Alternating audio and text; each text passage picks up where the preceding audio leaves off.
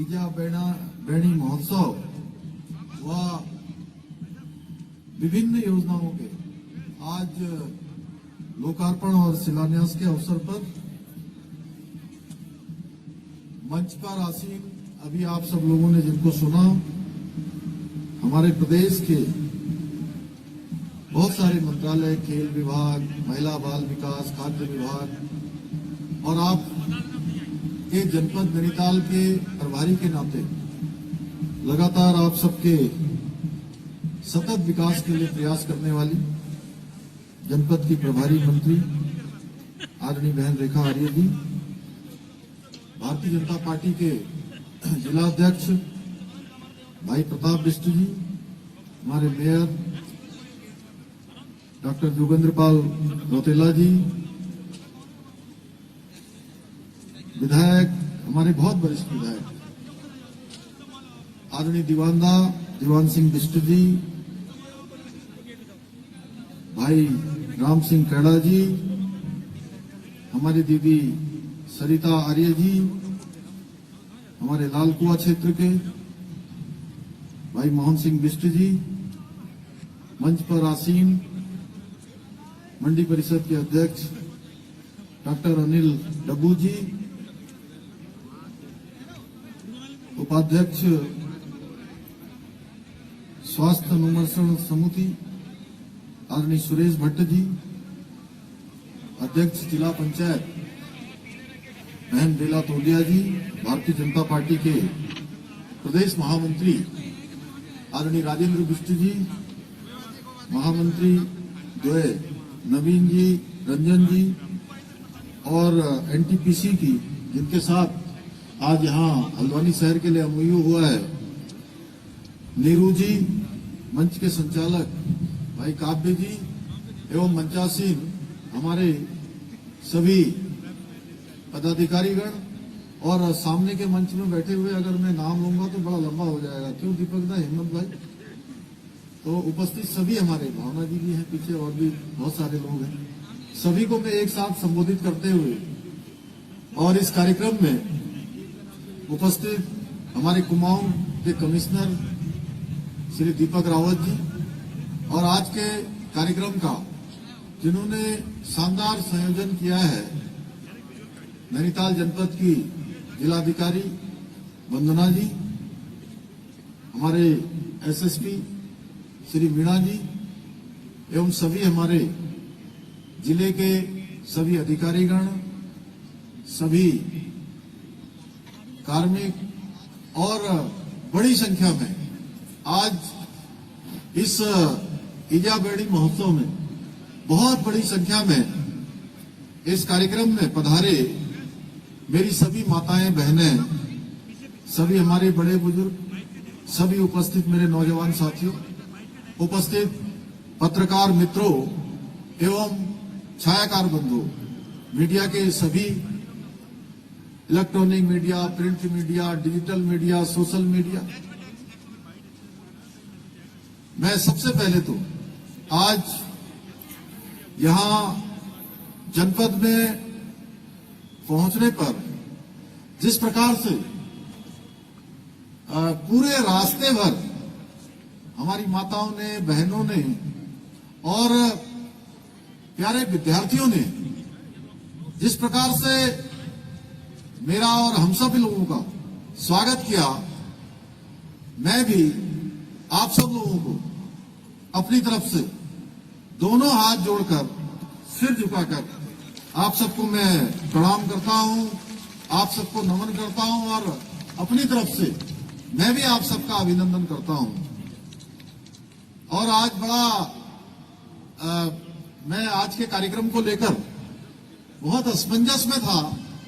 आज से 2 दिन पहले तक ऐसा लगता था कि आप सब लोगों ने इतनी कार्यक्रम की तैयारी की है, इतने दिनों से हमारी माताएं, बहनें उस कार्यक्रम में आएंगी, मैं सम्मिलित तो अवश्य होऊंगा, लेकिन किस प्रकार का उस समय वातावरण होगा, कैसा माहौल होगा, ये मन में बहुत भय बना हुआ था। लेकिन भगवान पर भरोसा था और आप सब लोग भी, पूरे प्रदेश के लोग, पूरे देश के लोग और मैं कहूं दुनिया भर के लोग जो भगवान से प्रार्थना कर रहे थे, लगातार अपनी दुआएं कर रहे थे, उनकी दुआओं का असर हुआ।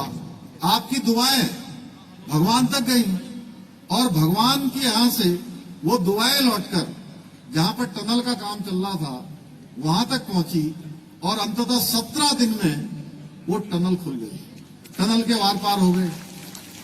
मैं आपको बताऊं, बड़ा कठिन समय था, बहुत कठिन समय था, क्योंकि मैं पहले दिन से, जिस दिन से भी टनल का काम चल रहा था, टनल के अंदर हमारे 41 हमारे भाई उसके अंदर फंस गए। आप सोचिए कि एक कमरे के अंदर भी बंद हो जाते हैं तो कितनी कठिन स्थिति होती है। ऐसे समय में लगातार कई बार ऐसा हुआ कि आज 2-4 घंटे में हम टनल के पार हो जाएंगे, पूरा पाइप पार पार हो जाएगा। और जैसे ही हम थोड़ा आगे बढ़ते थे वैसे ही एकदम धड़ाम से नीचे गिर जाते थे। ऐसा लगा पहले दिन मलबा हटाएंगे और मलबा हटाते ही जो है हम उनको बाहर निकाल लेंगे। जब मलबा हटाने लगे तो ऊपर से और भूस्खलन होने लगा, तेजी से चट्टान गिरने लगी। ऐसा लगने लगा कि कहीं और नुकसान न हो जाए। कई गुना जो है ऊपर से मलबा आ गया, वो काम नहीं चल पाया। फिर पाइप डालने का काम शुरू किया गया। पाइप भी कुछ देर तक गया, उसके बाद रुक गया। कोई रास्ते में बड़ा हार्ड रॉक आ गया, फिर पाइप नहीं गया। फिर हमारे प्रधानमंत्री जी ने वहां से, इंदौर से और हैदराबाद से दुनिया की सबसे लेटेस्ट जो मशीन होती है, जो आगे चलती है और पीछे से पाइप को पुश किया जाता है, ऑगर मशीन, वो ऑगर मशीन मंगाई गई। वो ऑगर मशीन भी बीच में टूट गई, फंस गई। कभी 21 मीटर में फंस गई, उसके बाद 34 मीटर में फंस गई, फिर 38 मीटर में फंस गई और फिर जब चली 48 मीटर में पहुंच गई। और हम सबको लगने लगा कि अब ये कुछ घंटों बाद टनल के आर पार हो जाएगी। और मैंने जब उन मजदूर भाइयों से अंदर बात करी और मैंने उनसे कहा, क्योंकि ऐसा लग रहा था कि कुछ 10-12 घंटे में हम पार हो जाएंगे, लेकिन मैंने उनको कहा एक दिन बाद मुझे लगता है कि आप लोग बाहर आ जाओगे। और जब मशीन को आगे खिसकाने लगे तो मशीन पूरी तरह से टूट गई और अंदर फंस गई। आगे से पाइप भी मुड़ गया। जब पता किया तो उन्होंने कहा, साहब अब तो ये पूरी मशीन बाहर निकालनी पड़ेगी। तो मशीन बाहर निकालने में कितना टाइम लगेगा? बोले कम से कम 3 दिन 4 दिन लगेंगे। और इतना कठिन काम था कि पाइप के अंदर जाकर मशीन को काटना था और मशीन को काटने के बाद 1-1 मीटर करके उसको निकालना था। आप सोचिए कि गैस कटर से काटना कितनी अंदर गर्मी होगी, ऑक्सीजन कम होती है। कठिन परिस्थितियों में लोगों ने काम किया और अंततः वो काम भी हुआ। और उसके बाद धीरे धीरे फिर जो नीचे से रेड माइनर्स जिनको बोलते हैं उनको बुलाया, उन्होंने हाथ से खुदाई करी, फिर कुछ सरिया आए, कुछ पत्थर आए, कुछ बड़े हार्ड रॉक आए। उन सबको हटाते हुए अंततः वो पाइप जो है शाम को लगभग 8 बजे आर पार हो गया भाइयों बहनों। और पूरी दुनिया के अंदर जो लोगों की दुआएं थी वो काम आई, सभी सुरक्षित आ गए, सभी स्वस्थ हैं। हम अपने प्रधानमंत्री जी का भी आज इस अवसर पर बहुत उनका धन्यवाद करना चाहते हैं कि उनका अगर इतना ध्यान न होता और वो लगातार इसका अपडेट न लेते तो ये कठिन स्थिति हमारे लिए बहुत मुश्किल जैसी स्थिति थी। ऐसे समय में उन्होंने दुनिया की जितनी टेक्नोलॉजी हो सकती है वो सारी टेक्नोलॉजी हमारे लिए भेजी। उसके कारण से हम सफल हो पाए। मैं आज आप सबके माध्यम से एक एक व्यक्ति को जो आज इस रेस्क्यू ऑपरेशन में लगा था, क्योंकि इससे बड़ा कुछ नहीं हो सकता, मैं उस रेस्क्यू ऑपरेशन के बाद पहले किसी सार्वजनिक कार्यक्रम में आप सबके बीच में आया हूं तो मुझे लगा कि जरूर आपके मन में भी होगा कि जिसकी खबर पूरी देश दुनिया के अंदर हो रही है उसकी जानकारी आप तक पहुंचानी चाहिए। इसलिए मैंने आप सबके समक्ष ये बात रखी। मैं प्रधानमंत्री जी का और एक एक लगे हुए व्यक्ति का, सभी संस्थाओं का, भारत सरकार का, राज्य सरकार के सभी हमारे सैनिकों का, विभिन्न एजेंसियों का, सबका धन्यवाद करता हूं। भाइयों बहनों, आज ये बड़ा सुंदर कार्यक्रम यहाँ पर आयोजित किया गया आप सबकी इतनी बड़ी उपस्थिति, निश्चित रूप से ये हमारा उत्तराखंड तेजी से आगे बढ़ रहा है, हमारा जनपद नैनीताल तेजी से आगे बढ़ रहा है, ये उसका बहुत बड़ा उदाहरण है। और मैं आज आप सभी को तीजावेणी महोत्सव की ढेर सारी शुभकामनाएं देता हूं, बधाई देता हूं। आप सब जानते हैं कि हमारा जो प्रदेश है, इसमें हमारी माताओं बहनों का, हमारी ईजा बेड़ी, इनका बहुत बड़ा योगदान है। राज्य को बनाने में भी इनका बहुत बड़ा योगदान रहा है। और मैं आज इस अवसर पर राज्य निर्माण में अपना योगदान देने वाले सभी माताओं बहनों को आज इस अवसर पर नमन करता हूं और आप सभी को यह विश्वास दिलाता हूं कि आपके राज्य के मुख्य सेवक के रूप में, आपके बेटे के रूप में, भाई के रूप में, आपके हितों के लिए हमेशा सर्वदा प्रतिबद्ध होकर, संकल्पबद्ध होकर मैं अपने काम को आगे बढ़ाऊंगा। मेरा मानना है कि मातृशक्ति के बिना राष्ट्र शक्ति का विकास संभव नहीं है। और जहां माताएं बहनें आगे आती हैं, वह राष्ट्र तेजी से आगे बढ़ता है। आज मैं देख रहा हूं जिस प्रकार से यहां पर प्रदर्शनी लगी है, उस प्रदर्शनी में हमारी माताओं बहनों ने जिस प्रकार का उद्यम किया है, जिस प्रकार के उत्पाद बनाए हैं, वो वास्तव में उसकी जितनी प्रशंसा की जाए वो कम है। आज यहाँ मेरे द्वारा ईजाबेणी महोत्सव के तहत एक और जहां 713 करोड़ की 258 योजनाओं का लोकार्पण तथा शिलान्यास किया गया है, वहीं दूसरी ओर आज पूरे राज्य के लिए 2055 करोड़ की लागत की 969 योजनाओं का भी आज यहीं से वर्चुअल माध्यम से उनका भी लोकार्पण और शिलान्यास किया जा रहा है। ये सभी योजनाएं उत्तराखंड को श्रेष्ठ राज्य बनाने के लिए जो हमारा संकल्प है, उस संकल्प को पूरा करने में सहायक सिद्ध होंगी। भाइयों बहनों, हमने कहा था कि हम जो भी योजनाएं लाएंगे वो सबके लिए लाएंगे, उसमें किसी प्रकार का भेदभाव नहीं करेंगे, किसी प्रकार का भी कोई भी जो है अंतर नहीं रखेंगे, क्योंकि हमारे प्रधानमंत्री जी से हमने सीखा है कि हम राजनीति का आधार वोट बैंक की राजनीति नहीं, बल्कि हमारा लक्ष्य और हमारा उद्देश्य केवल और केवल एक है, वो है जनता और जनार्दन की सेवा करना।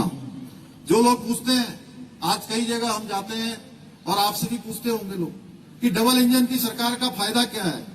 कुछ लोग जो विघ्न संतोषी हैं, वो बार बार उनके मन में इस प्रकार के प्रश्न आते हैं। जैसे आप देख रहे होंगे, जब टनल पर काम चल रहा था, इंजीनियर काम कर रहे थे, विशेषज्ञ काम कर रहे थे, उस समय भी तमाम तरीके से वो उन इंजीनियरों का, विशेषज्ञों को हतोत्साहित करने का काम कर रहे थे, उनका मनोबल बढ़ाने का काम नहीं कर रहे थे और विभिन्न प्रकार की प्रतिक्रियाएं कर रहे थे।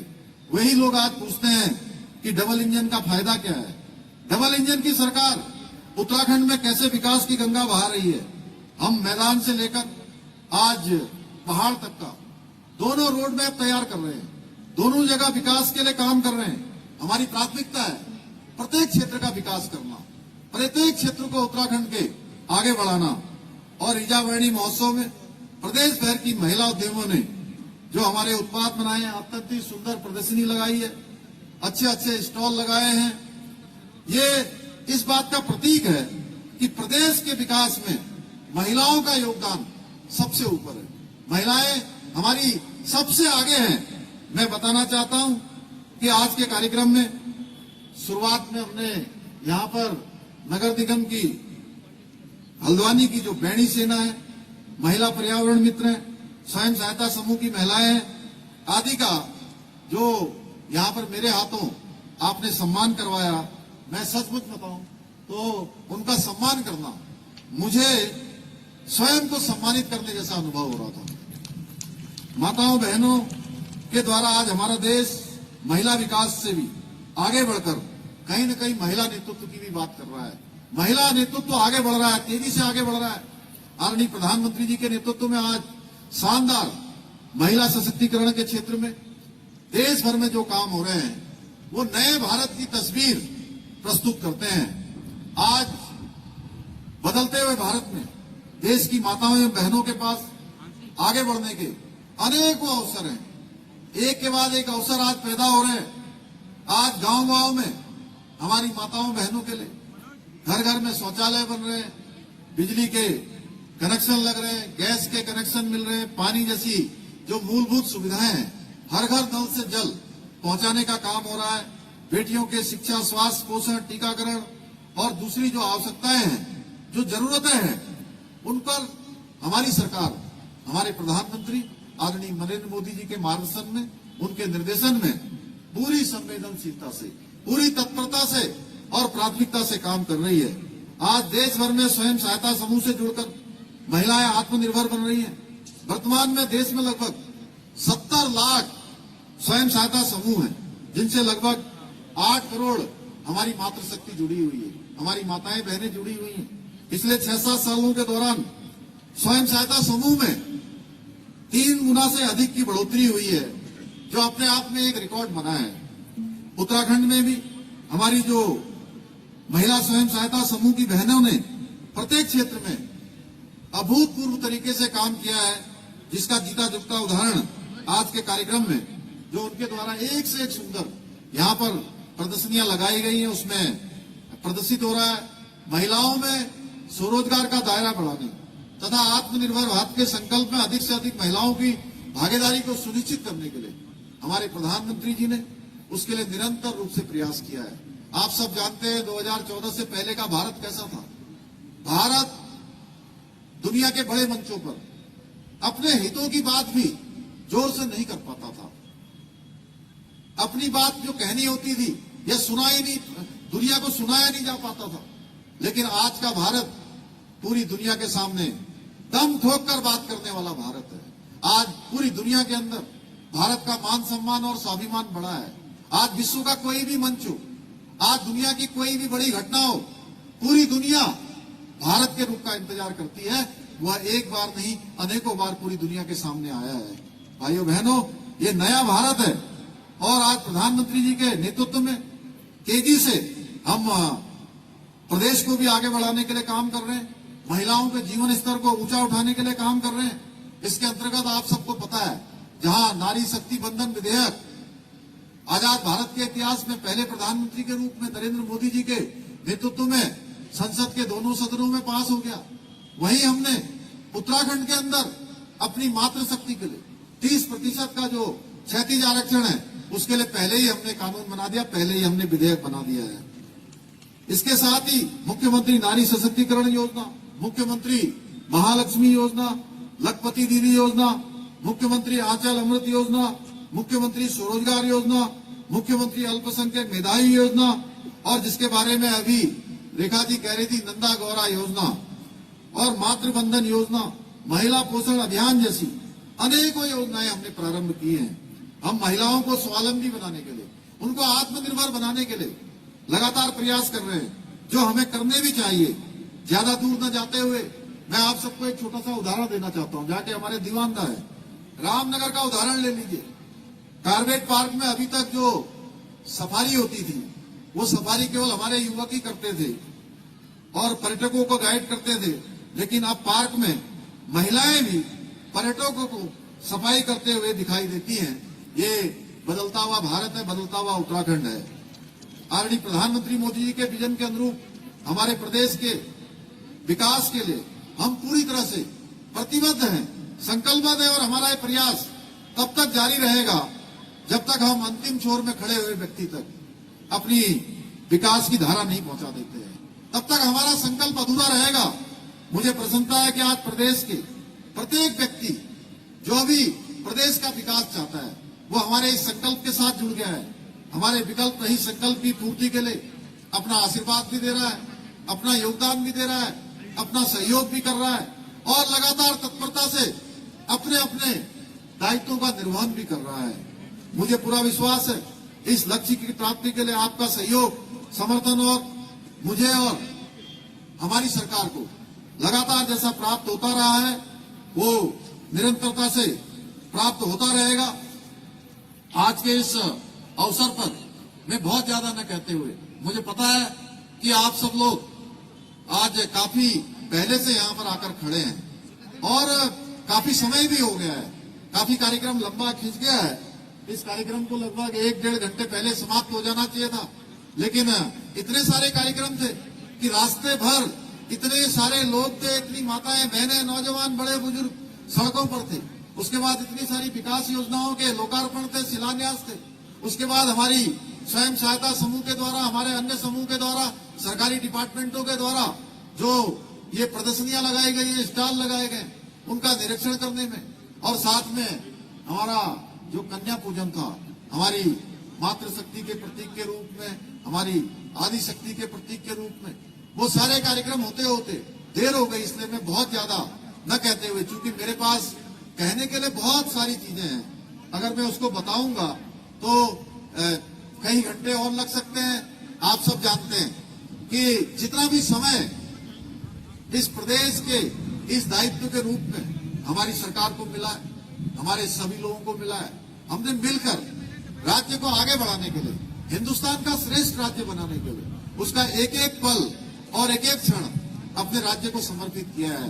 भाइयों बहनों, मुझे खुशी है कि आज प्रदेश के कोने कोने में आज विकास की बात प्रारंभ हो गई है। आज लोग विकास की चर्चा करते हैं, विकास के लिए काम करते हैं। एक संस्कार, एक संस्कृति आज हमारे काम के रूप में दिखाई दे रही है। अभी बहुत सारी चीजों में हमें आगे बढ़ना है। जैसा यहाँ G20 का समिट हुआ, एक सफलतापूर्वक हमने उस 3 आयोजनों को अपने राज्य के अंदर संपन्न किया। अभी हमने अन्य भी बहुत सारे नए कार्यक्रम शुरू किए हैं। हमने जहां समान नागरिक संहिता की ड्राफ्ट बनाने वाली कमेटी ने अपना काम कर दिया है, जल्दी ही हम उस पर भी काम करेंगे। हम नकल का सख्त अध्यादेश लेकर आए हैं। धर्मांतरण के लिए हमने सख्त कानून बनाया है। हमने भ्रष्टाचार को रोकने के लिए 1064 ये एक ऐसा ऐप बनाया है जिस पर भ्रष्टाचार के मामलों पर तत्काल कार्रवाई होगी, क्योंकि हम पारदर्शिता के साथ काम करना चाहते हैं, ईमानदारी के साथ काम करना चाहते हैं। भाइयों बहनों, ऐसे अनेकों कामों को आगे बढ़ाया है। आज मुझे खुशी है, पूरे प्रदेश के अंदर अनेक योजनाओं का आज लोकार्पण शिलान्यास हुआ है। यह भी इस बात का प्रतीक है कि हम समेकित रूप से पूरे प्रदेश को आगे बढ़ाना चाहते हैं। आज प्रदेश के 13 जनपदों में आज इस प्रकार के कार्यक्रम आयोजित हो रहे हैं और उन कार्यक्रमों में प्रदेश के विकास की नींव रखी जा रही है। विकास की अवधारणा को आगे बढ़ाने का काम हो रहा है। मैं आज इस अवसर पर कुछ जो काम आगे प्रस्तावित होने उनके बारे में आप सबके सामने कहना चाहता हूं कि राजकीय बालिका कॉलेज, इंटर कॉलेज काला ढूंगी पर रोड का जो पुनर्निर्माण का काम है उसको आगे बढ़ाया जाएगा।